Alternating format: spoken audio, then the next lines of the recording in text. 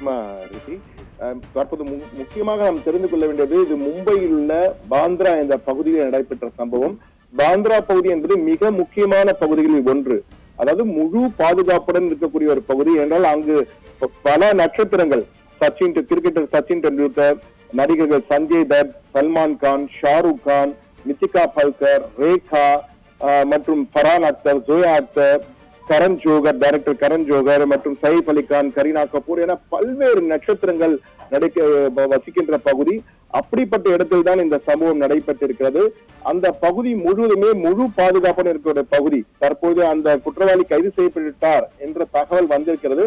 ஆனால் அந்த சைஃப் அலி கான், கரீனா கபூர் தங்கிய மாளிகை 12வது மாடி என கூறுகிறார்கள். ஆனால் 12வது மாடி மட்டும் அல்ல, 11, 12 2 மாடிகளையும் சேர்ந்த டியூப்ளெக்ஸ் கட்டிடம் அது. அந்த 11வது மாடி, 12 2 மாடிகளையும் அவர்தான் வசிக்கிறார்கள். எனவே அந்த 12வது மாடியிலே இவர்கள் தங்கியிருக்கிறார்கள். அவருடைய இளைய மகன் ஜஹாங்கீர், ஜே என்று செல்லமாக அழைக்கக்கூடிய மகன் ஜஹாங்கீர், அந்த ஜே தான் அந்த இடத்திலே இருக்கா. அவர்களுக்கு தனித்தனியாக நர்ஸ் இருக்கிறார், அதாவது வேலைக்காரியாக அவர்களை கவனித்துக் கொள்வதற்காக 2 வேலைக்காரர்கள், இரண்டு மகன் தைமூர், ஜஹாங்கீர் என இருவர். அந்த இளைய மகனுடைய அருகில் இருந்த நர்ஸ் 56 வயதாகும் இலியமா பிலிப், அவர்தான் கூட இருந்திருக்கிறார். அந்த அறையில் இருக்கும்போது திடீரென அந்த இருட்டு நள்ளிரவு 1:30 மணி அல்லது 1:45 மணிக்கு ஒரு நபர் அந்த ஜே அறையின் அருகே வருவதை பார்த்து இவர் சத்தம் போட்டிருக்கிறார். அப்பொழுது அவரை பிடிக்க சென்றிருக்கிறார் எலிமா பிலிப், இந்த நர்ஸாக அந்த எலிமா பிலிப் அவரை பிடித்திருக்கிறார். அப்போது ஜேவின் அந்த குழந்தையின் அருகிலே சென்ற அந்த குற்றவாளி, அந்த குற்றம் சாட்டப்பட்ட அந்த நபர் கையில் ஆக்ஸா பிளேட் வைத்திருக்கிறார். அதே போன்று ஒரு விறகு கட்டை போன்று ஒரு கட்டையை கையில் வைத்திருக்கிறார், மரக்கட்டையை கையில் வைத்திருக்கிறார். இரண்டும் வைத்துக் கொண்டு 1 கோடி ரூபாய் கொடுக்க வேண்டும் மிரட்டலை விடுத்திருக்கிறார். இந்த மிரட்டல் விடுத்தவுடன் அந்த பெண் சத்தம் போட்டிருக்கிறார், அந்த எலிமா பிலிப். உடனடியாக 12வது மாடியில் டியூப்ளெக்ஸ் கட்டிடம் என்றால் 12வது மாடியில் படிக்கட்டு வழியாக உடனடியாக சைஃப் அலி கானும், கரீனா கபூரும் ஜஹாங்கீருடைய ரூமுக்கு, அதாவது தன்னுடைய இளைய மகனுடைய அறைக்கு வந்திருக்கிறார். அப்ப சைஃப் அலி கான் பார்த்தவுடன் குழந்தை அருகே உடனே அவருடன் சண்டை போட்டிருக்கிறார். அதாவது சினிமாவில் சைஃப் அலி கான் பலரை ஒரே அடியில் அடித்து வீழ்த்திய காட்சிகள் எல்லாம் பார்த்திருக்கிறோம். ஆனால் ரியல் ஹீரோவாக தன் மகனை காப்பாற்றுவதற்காக அவருடன் கூடியிருக்கிறார். அப்பொழுது அந்த ஆக்ஸா பிளேட், அந்த கத்தி போன்ற ஒரு ஆயுதம், ஷார்ப்பான ஆக்ஸா பிளேட் வைத்திருக்கிறார். அதிலே கையில், இடது கையில் 2 குத்துக்கள், அதே போல கழுத்திலே 2 குத்துக்கள், முதுகு தண்டோட மருகே 2 குத்துக்கள் என 6 குத்துக்களை வாங்கி ரத்த வெள்ளத்தில் கீழே விழும்பொழுது தன் மகனை காப்பாற்றுகிறார். உடனடியாக அந்த நபர் அங்கிருந்து தப்பி ஓடி இருக்கிறார். அவர் அதன் பின் தான் தற்பொழுது அந்த எஃப்ஐஆர் காப்பியை நாம் கிடைத்திருக்கு நமக்கு. அந்த எஃப்ஐஆர் காப்பியில் இருந்த தகவல்களை தான் தற்போது நாம் பகிர்ந்து கொண்டிருக்கோம். டிக்சித் கெடாம் என்ற டிசிபி துணை ஆணையராக இருக்கிறார். ஜோன் 9 மும்பை மண்டலத்தின் ஜோன் 9 மண்டலம் 9 துணை ஆணையராக இருக்கும் போலீஸ் ஆணையர் டிக்சித் கெடாம் அந்த எஃப்ஐஆர் உள்ள தகவலை தான் பகிர்ந்திருக்கிறார் தற்போது நம்மிடம்.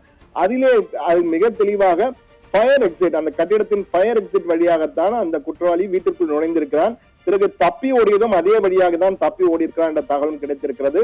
அந்த இருவரும் சண்டை போட்ட பிறகுதான் அந்த கத்தி குத்து விழுந்திருக்கிறது. உடனடியாக கரீனா கபூர் போன்றவரெல்லாம் சத்தம் போட்டு அலறியவுடன் பக்கத்தறையில் இருந்த அவருடைய மூத்த மகன், முதல் மனைவியின் மகனான இப்ராஹிம் அலி கான், 24 வயதும் இப்ராஹிம் உடனடியாக வந்திருக்கிறார். உடனடியாக தன் தந்தை ரத்த வெள்ளத்தில் கிடந்த தன் தந்தையை அழைத்துக் கொண்டு லிப்டில் கீழே சென்றிருக்கிறார். காரை எடுப்பதற்கு முயற்சித்த போது கார் டிரைவரும் இல்லையா போது உடனடியாக காரை இயக்க முடியுமா என்ற சந்தேகம் வந்தவுடன் வெளியே சென்று ஆட்டோவை நிறுத்தி அந்த ஆட்டோவில் ஏற்றி சென்ற காட்சிகள், அந்த ஆட்டோ காட்சிகளை பார்க்கலாம் தற்போது நமக்கு கிடைத்திருக்கிறது. கரீனா கபூர் அந்த ஆட்டோ அருகில் தான் நின்று கொண்டிருக்கிறார். அந்த உடனடியாக சைஃப் அலி கான் அழைத்து வந்து அந்த ஆட்டோவிலை நுழைத்து கிட்டத்தட்ட அங்கிருந்து 2 கிலோமீட்டர் தூரத்தில் லீலாவதி மருத்துவமனை இருக்கிறது, பிரபல மருத்துவமனை லீலாவதி மருத்துவமனை மும்பையில். அந்த மருத்துவமனைக்கு அழைத்து சென்றிருக்கிறார். அதன் பின் உடனடியாக 2:30 மணி அளவிலே அந்த மருத்துவமனைக்கு சென்றவுடன் சைஃப் அலி கானுக்கு 5 மணி நேரம் அறுவை சிகிச்சை நடந்திருக்கிறது. ஏனென்றால் அந்த கத்தி, அந்த ஆக்ஸா பிளேடின் 2.5 அடி 2 அடியில 2.5 இன்ச் அளவு கொண்ட அந்த கத்தியின் முனை, அந்த ஆக்ஸா பிளேடின் முனையானது அவருடைய தண்டுவட பகுதியில் குத்தி கொண்டிருக்கிறது. அதை எடுப்பதற்காக 5 மணி நேரம் சிகிச்சை நடைபெற்றிருக்கிறது. அதே போன்று கையில குத்தப்பட்ட இடங்களுக்கு பிளாஸ்டிக் சர்ஜரி செய்யப்பட்டிருக்கிறது. 5 மணி நேர சிகிச்சைக்கு பின் தற்போது அபாய கட்டத்திலிருந்து வெளியே வந்து விட்டார். இன்று அவர் நார்மல் வார்டுக்கு, அதாவது ஐசியூ இருந்து அவசர சிகிச்சை பிரிப்பில் இருந்து நார்மல் வார்டுக்கு மாற்றப்படுவதற்கான வாய்ப்புகள் இருக்கிறது. ஆனால் அது குறித்த தகவல்கள் இன்னும் மருத்துவர்கள் வெளியிடவில்லை. ஆனால் இன்று மாற்றுவதற்கு அபாய கட்டத்தை தாண்டி விட்டார் என்று கூறியிருக்கிறார்கள். ஆனால் இதில் மிக முக்கியமாக பார்க்க வேண்டியது, ஒரு சினிமாவில ஹீரோவாக இருந்தாலும் ரியல் வாழ்க்கையில் நிஜ வாழ்க்கையிலே ஒரு ஹீரோ போல தன் மகனை காப்பாற்றுவதற்கு சண்டையிட்டு இருக்கிறார் என்பது மிக முக்கியமாக பார்க்க வேண்டியிருக்கு. அதே போன்று கத்தி குத்து வாங்கி தன் மகனை காப்பாற்றுகிறார் சைஃப் அலி கான் என்பது நிச்சயமாக இந்த நேரத்திலே பாராட்டக்கூடிய ஒரு அம்சமாக இருந்திருக்கிறது. அது மட்டுமல்ல, இந்த சூழலை பார்க்கும்போது பாந்த்ரா போன்ற ஒரு மிக முக்கியமான இடத்திலே சமீப காலத்தில் இது போன்று பல சம்பவங்கள் நடைபெற்றுக் கொடுங்க. சல்மான் கான் துப்பாக்கிகள் சுட முயற்சி, நடிகர் சல்மான் கானை, அதே போன்று பாபா சித்திகி என்ற தயாரிப்பாளர் சுட்டுக் கொல்லப்பட்டார், அரசியல்வாதியும் கூட சுட்டு கொலை செய்யப்பட்டார்.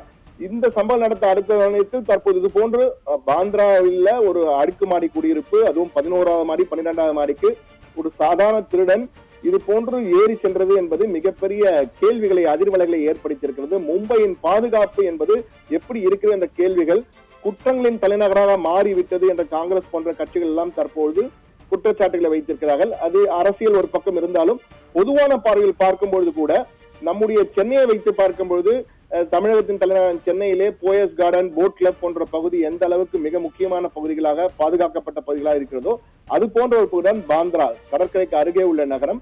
இப்படிப்பட்ட ஒரு பாந்த்ராவிலே இது போன்ற ஒரு சம்பவம் நடைபெற்றிருப்பது பல கேள்விகளை எழுப்பியிருக்கு என்றுதான் கூற வேண்டும். அது மட்டுமல்ல, அன்று நடந்த சம்பவம் குறித்து இந்த எஃப்ஐஆரில் இருந்த தகவல்கள் நமக்கு பிரத்யேகமாக கிடைத்து அந்த தகவலை தற்போது பகிர்ந்திருக்கிறோம். அதே போன்று சைஃப் அலி கானுடைய குடும்ப பின்னணியும் நாம் தெரிந்து கொள்ள மிக அவசியமாக இருக்க வேண்டியிருக்கு. சைஃப் அலி கான் சாதாரணமானவர் அல்ல. அவருடைய தந்தை மன்சூர் அலிகான் பட்டோடி, அதாவது இந்தியாவின் நட்சத்திர கிரிக்கெட் வீரர் அறியப்பட்டவர், ஒரு மன்னர் பரம்பரையை சேர்ந்தவர். அவருடைய தாயார் ஷர்மிளா தாக்கூர். ஷர்மிளா தாக்கூர் யார் என்றால் ரவீந்திரநாத் தாகூர், அதாவது நோபல் பரிசு பெற்ற தேசிய கீதத்தை எழுதிய ரவீந்திரநாத் தாகூருடைய உறவினர் தான் ஷர்மிளா தாக்கூர். இவர்களுடைய மகன் தான் சைஃப் அலி கான். இதற்கு முதல் மனைவி இருந்திருக்கிறார், தற்போது டிவோர்ஸ் ஆகிவிட்டது. அவருடைய மகன் தான் இப்ராஹிம் அலி, அவர் தான் அவரை ஆட்டோவில் ஏற்றி காப்பாற்றி இருக்கிறார். இரண்டாவதாக திருமணம் செய்து கொண்டவர் தான் கரீனா கபூர். கரீனா கபூருக்கு 2 மகன்கள், ஜே மற்றும் தைமூர். தைமூர் பெரியவர். ஜேவை காப்பாற்ற போய் தான் சைஃப் அலி கான் இந்த பிரச்சனை ஏற்பட்டிருக்கிறது. அது மட்டுமல்ல, கரீனா கபூருடைய இந்த சைஃப் அலி கானின் குடும்பத்தின் நட்சத்திர குடும்பமாக அறியப்பட்டிருப்பதால் இவரை டார்கெட் செய்து அந்த வீட்டுக்குள் சென்றது எப்படி என்பதெல்லாம் பல கோணங்களில் விசாரணை நடைபெற்று வருகிறது. குறிப்பாக அந்த நர்ஸாக இருந்த ஹெலிமா பிலிப் அவருடன் வாக்குவாதம் செய்திருக்கிறார். அவர் ஏற்கனவே தெரிந்தவரா அல்லது புதிதாக வந்தவரா, என்ன ஏது என்று முழுமையாக, ஆனால் இது ஒரு திருட்டுக்காக நடைபெற்ற சம்பவம் தான் என்று வழக்கு பதிவு செய்யப்பட்டிருக்கு. ஆனால் 5 பிரிவுகளில் வழக்கு பதிவு செய்யப்பட்டு அந்த நபர் தற்போது கைது செய்யப்பட்டிருக்கிறார். ஆனால் அந்த நபர் தான் இந்த நபரா என்பதும் இன்னும் முடிவாக போலீசார் அறிவிக்கவில்லை. அவரை ரகசிய இடத்தில் வைத்து பாந்த்ரா போலீஸ் நிலையத்தில் வைத்து தற்போது விசாரித்து வருவதாகவும் தகவல் வெளிவந்திருக்கிறது. ஆனால் இது உண்மையிலேயே ஒரு மும்பையில் பல பெரும் அதிர்வலைகளை ஏற்படுத்தியிருக்கின்றதான் கூற வேண்டும். நட்சத்திர வீடுகளை டார்கெட் செய்து குறிவைத்து இது போன்ற சம்பவங்கள் நடைபெறுவதால் மும்பையின் பாதுகாப்பே கேள்விக்குறியாகி இருக்கிறதா என்று தற்போது அரசியல் வட்டாரத்தில் பெரும் விவாதங்கள் எழும்பியிருக்கின்றதான் கூற வேண்டும். ரித்தி.